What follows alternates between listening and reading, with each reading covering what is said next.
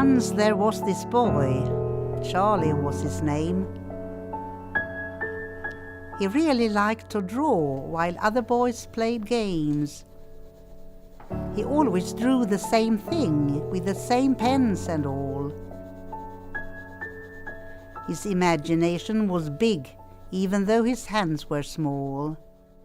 He always picked the blue pens that he'd gotten from his grandma. So he picked a clean paper and started to draw. This big furry monster with a smile on its face. A really huge figure, leaving no space. It has big furry feet with 10 big toes, and they always leave paw prints wherever it goes. He used to draw this furry monster together with him. They were doing stuff like playing, running, maybe taking a swim.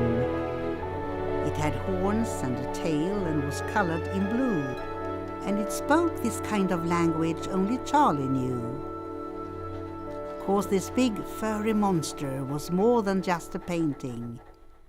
It was his imaginary friend, his mother always complaining.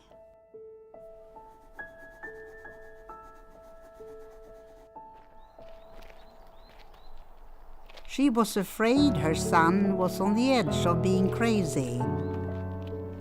Because he had no real friends, she thought he was just lazy.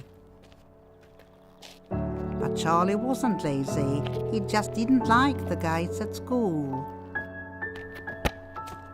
They didn't understand him and thought he was a fool. Most of them avoided Charlie because they thought he was a freak. But it wasn't his fault that he couldn't with them speak. You see, Charlie was often sick, home from school and all the fun. So he worked a lot from home, still got all the tasks done. What about this one? But at home he was alone and had no one to talk to. Besides his big fluffy friend, and closer they grew.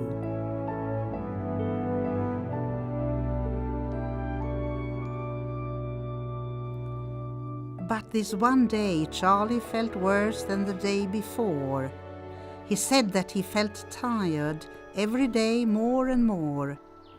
So the doctors came and the doctors went away. All they said was to wait and pray. But Charlie didn't worry. He looked at his mum and said, "My fluffy friend will get me so I can finally leave this bed." His mum only nodded, couldn't make a sound, wished her son would forget the monster and stop playing around. But Charlie just lay there, still with the blue pen in his hand and his favorite picture on the bedside stand. He then said, "I want to sleep now, Mummy," and then he closed his eyes, and his mother silently in the corner cried.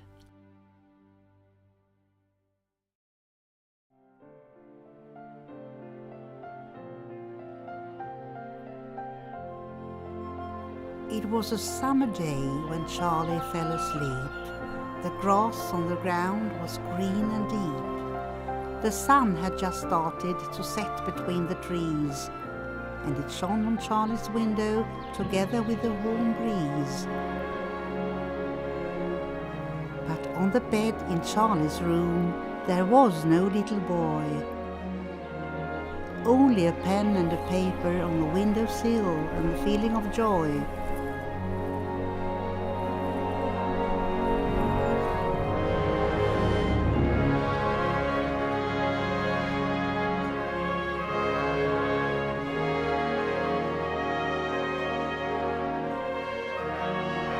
And outside in the dirt, big paw prints led the way, followed by the footprints of a child that now freely can play.